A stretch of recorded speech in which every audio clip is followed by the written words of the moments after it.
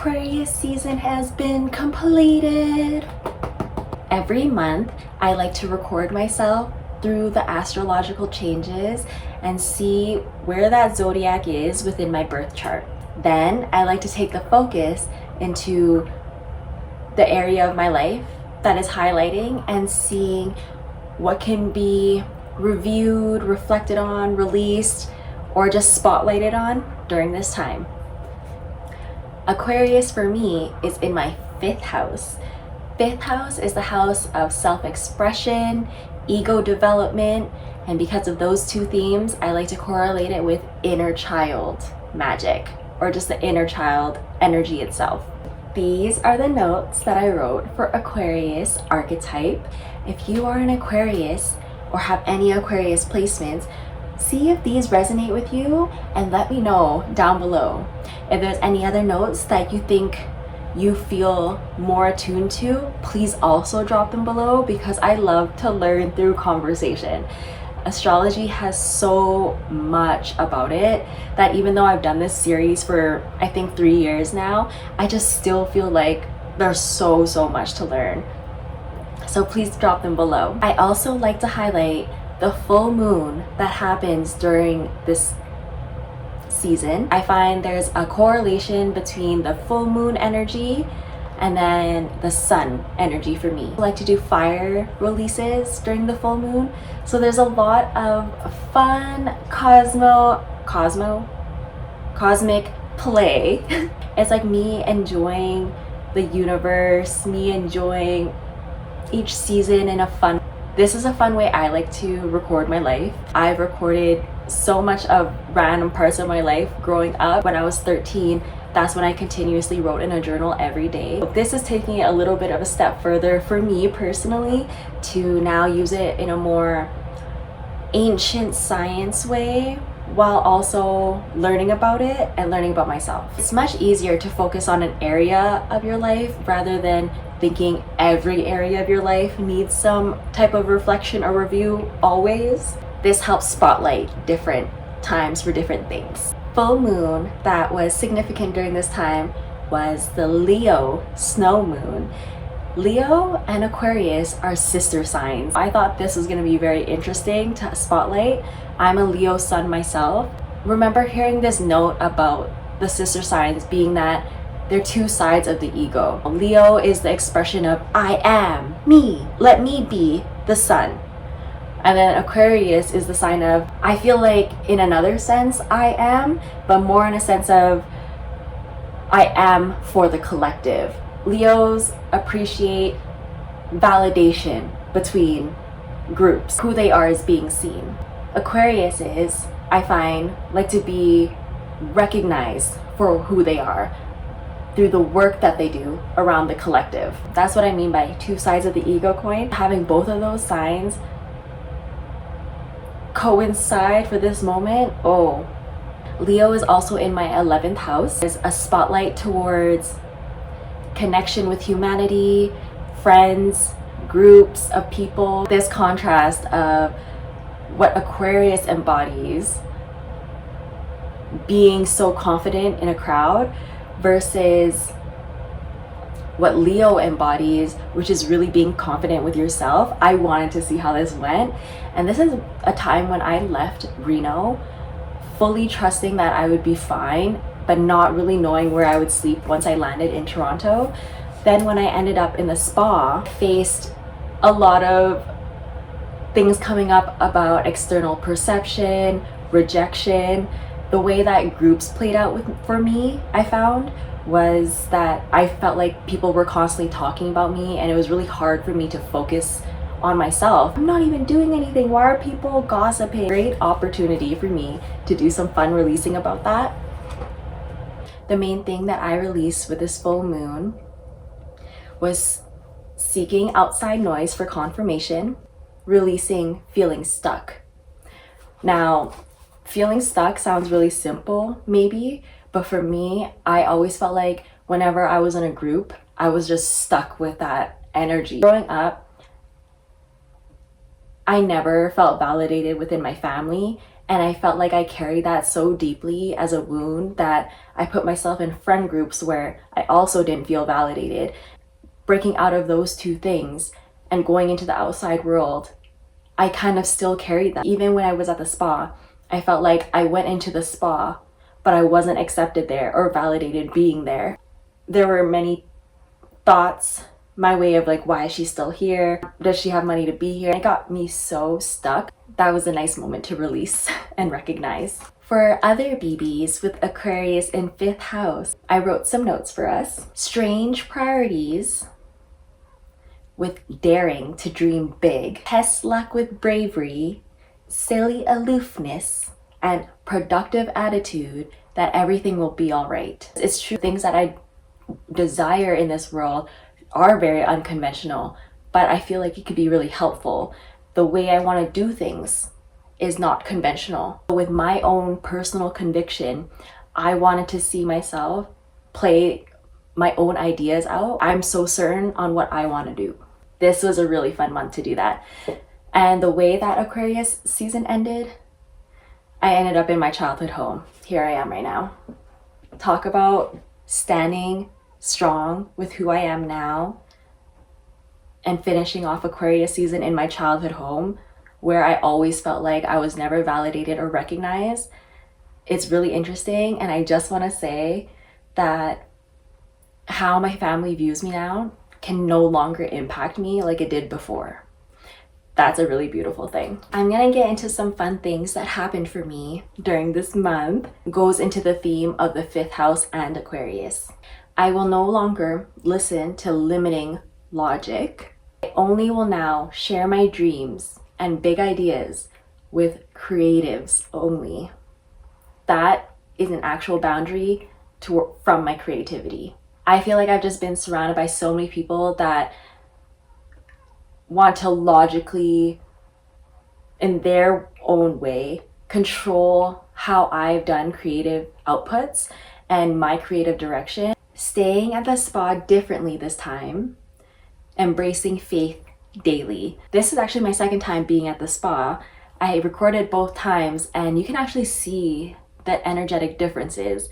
The first time I actually didn't feel like I was deserving of being there at all. I made it very hard for myself to stay there and relax there.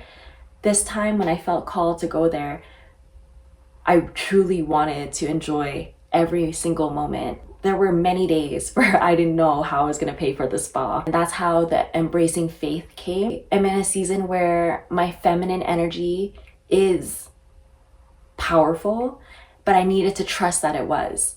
And the only way I could was having faith that each day was going to get paid for. I defined self-abandonment as indulging in anxiety and worries of what hasn't happened yet.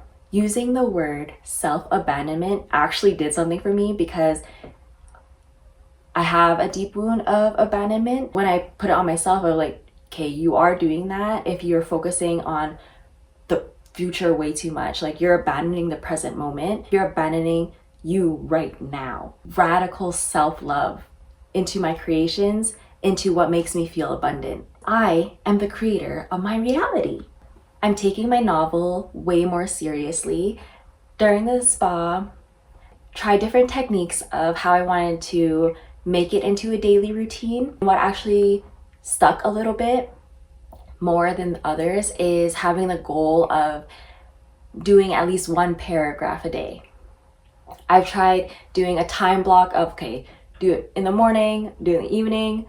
That doesn't work for me. Okay, try doing it for an hour. That doesn't work for me. I feel like time limits in itself stop my creative flow. The goal turned into one paragraph a day, at least. I feel much more comfortable working with that. When I do the paragraph right in the morning, right when I wake up, it keeps my mind in a creative energy and flow. I did a big trust fall out of the spa by declaring that I would rather sleep in the airport than around people who were constantly sending weird energy my way. At one point, it just got to me so bad because I felt like every day was a staff member being like, oh, you're still here.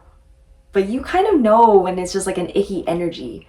And I wanted to trust that in myself. I was like, okay, I know where I'm not welcomed. Every time when I went downstairs to pay for another day, the front desk would be like, oh, you're still paying for another day. So it just didn't feel like a safe space anymore. It also ultimately felt very distracting. At this point, I was really craving to be in my solitude. When you're in the spa, sleeping in there day in and day out, you are constantly surrounded by people. You know, you wake up to people are always around you, and that's fair. You know, it's a public place. I just got overwhelmed by that.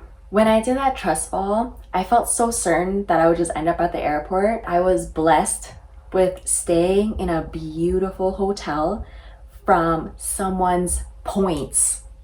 They messaged me saying they didn't want to see me at an airport. They had extra points to this space. They would like me to use it. That felt so beautiful, to surrender to faith like that and then end up with diamond status in that hotel. It felt so luxurious. It felt so aligned. I was so excited about it. The hotel stay was for 5 days. As the time was coming up, I was definitely getting scared again. Okay, I don't know where I'm gonna go after this hotel. Darn it, I'm running out of people to ask. I'm running out of what I felt like resources at the time. Let me give asking my dad for help one more shot. And that's how I ended up back in Calgary. I messaged my dad through text this time. The first time I reached out to my dad was when I didn't have a phone number. The only way I could reach out to him was through Messenger, and to this day I don't even think he's still seen it. When I finally got a phone number ready while I was in the hotel, that's when I reached out to him, and within half an hour he replied to me.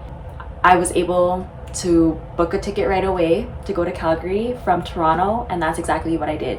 I used the rest of my money at the time to do that. Here I am.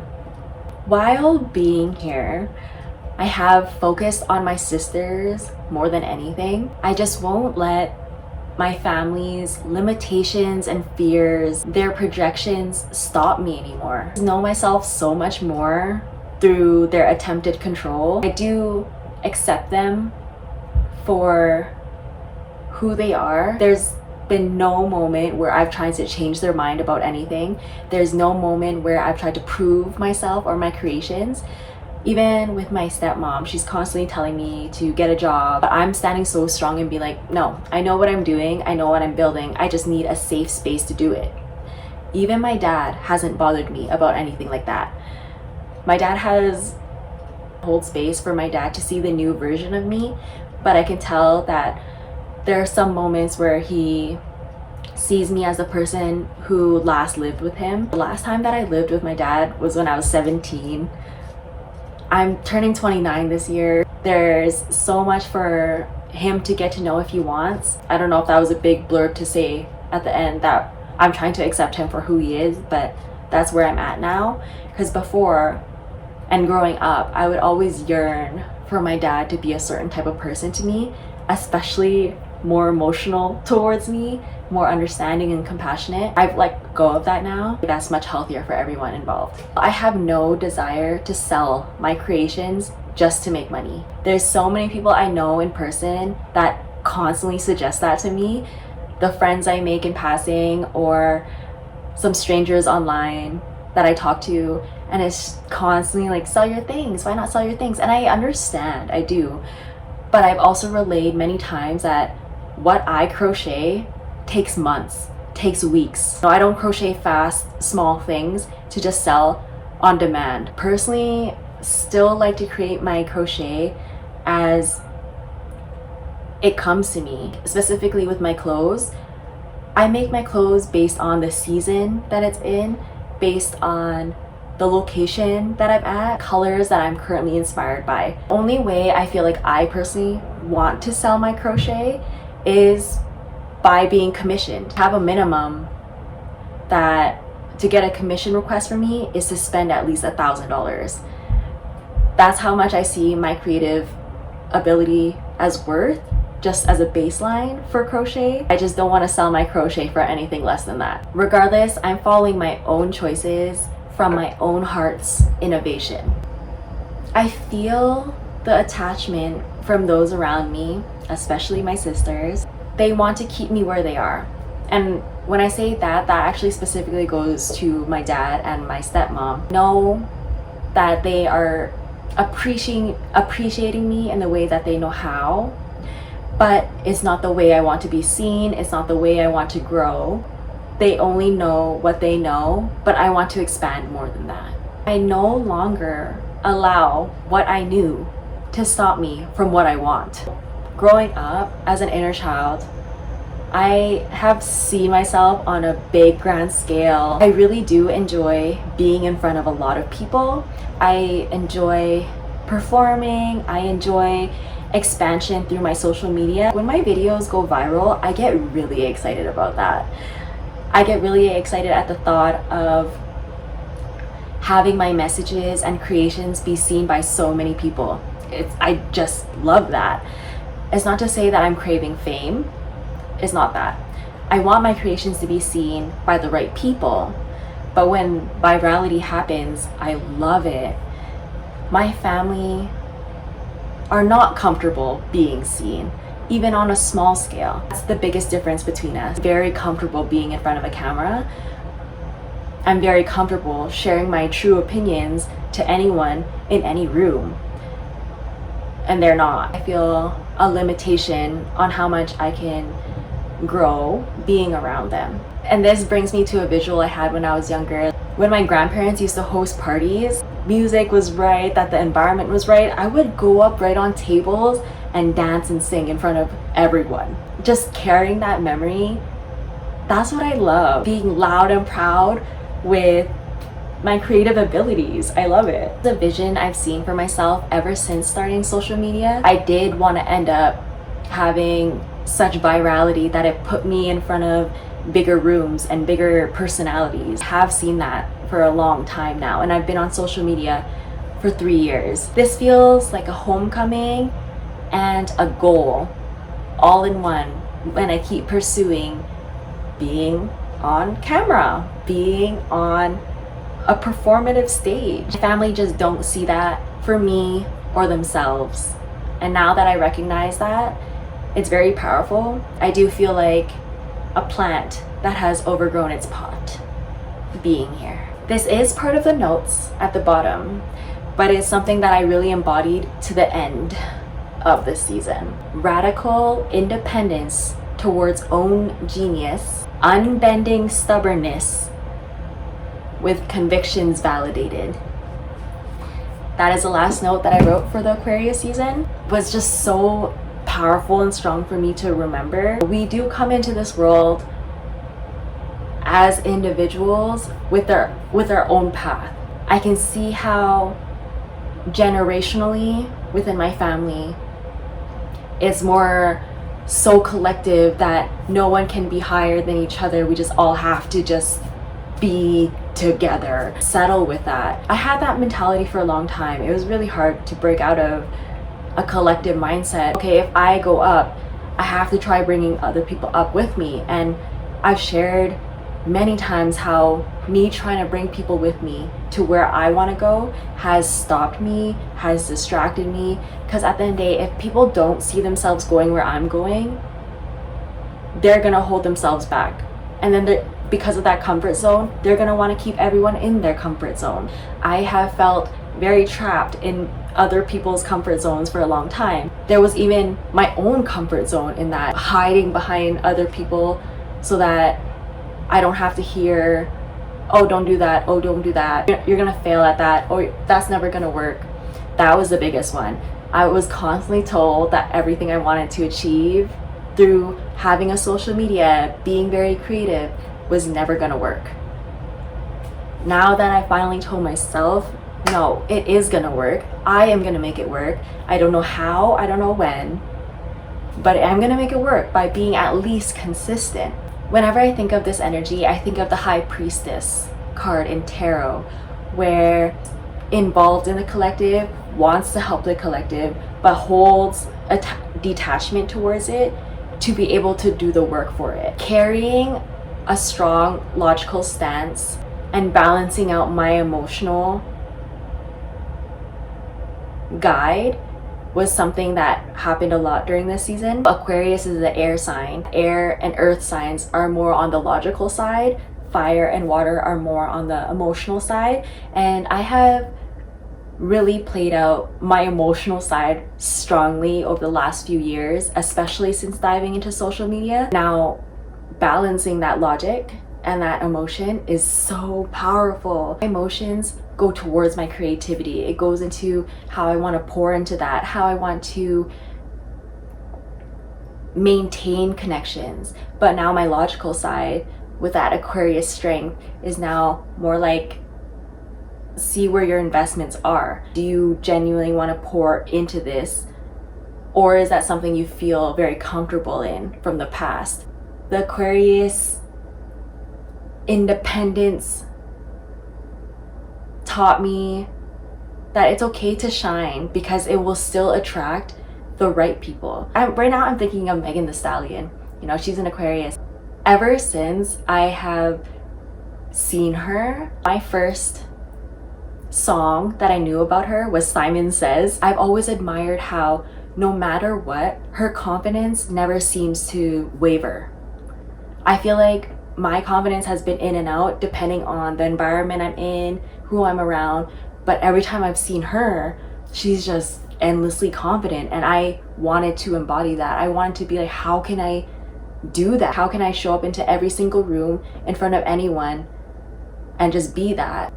It was so fun to embody this energy. It truly was. I feel like I learned a lot more about the Aquarius archetype and energy and how to just be the freaking star that I know I've always been. Now I'm more comfortable doing that. I've seen myself in big rooms. I've talked to big personalities. Yes, I'm being shown these big bright things now, but how am I gonna be back in my home? And I feel like that's why there's a side quest of me being here. It's like, okay, you know who you want to be, but can you be like that in front of the people you found it's so hard to be like that around? The way that I'm being my shining star around my family is crocheting in front of them, editing in front of them. Whenever, for example, my stepmom is saying, oh, you should find work, you should do this, you should do that, one ear in, out the other, there's no doubts about what I'm creating. I know I don't have to go into my ego so much and prove that I'm gonna do this in front of them. I'm more like, no, I'm gonna be shiny anyways. If you don't want to see it that way, you don't have to see it that way. I know I'll see myself that way regardless of any room now. I'm okay to be seen. I'm okay to shine. That's on Aquarius. If any of these lessons also resonate with you, please drop them below. If you have any comments or questions about the things I've gone through during Aquarius season, drop them below. I remember starting this series saying, oh, this series is just for me. This is just for me and my reflections, because I do a lot of yapping during this series. And I just felt like, oh, it's okay. People don't have to really care about this series. Like, I'm just gonna look back on this years later and appreciate that, which is also true. But I want to involve more people into being curious of astrology. Please drop any comments below. I would love to hear. I would love to read them. If you're an Aquarius yourself, let me know. Aquarius BBs, let me know your inspirations on how to stay shiny. Let me know how you embody this archetype yourself. Because honestly, I love seeing Aquariuses very confident. It's hot. And Megan Thee Stallion still comes to mind. I'm like, that kind of confidence, I love it. It throws off the wrong people and it brings in the right people. Stay shiny, stay bright, everybody. Yay! Thank you for watching this reflection of me. Thank you for listening to another story. Bars.